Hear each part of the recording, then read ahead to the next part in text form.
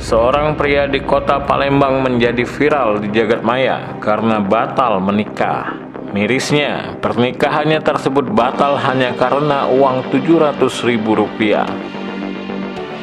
Kisah ini dibagikan pertama kali oleh akun TikTok bernama ElsaWD7795. Akun tersebut mengaku sebagai kerabat dan membagikan kisah batal nikah ini lewat unggahan video TikToknya. Dalam unggahannya, dirinya merasakan kesedihan atas apa yang menimpa kerabatnya ini. Hanya karena uang Rp700.000, saudaranya tersebut batal menikah.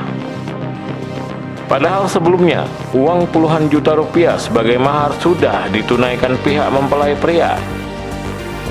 Bahkan tak hanya uang saja, hantaran dan undangan juga sudah disiapkan keluarga pihak mempelai pria.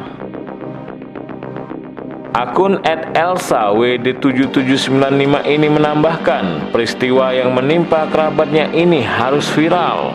Dirinya merasa kesal, uang puluhan juta sudah dimakan oleh mempelai wanita. Tak habis pikir, kekurangan uang yang hanya sebesar Rp700.000 menjadi alasan batalnya pernikahan dua sejoli di kota Palembang ini.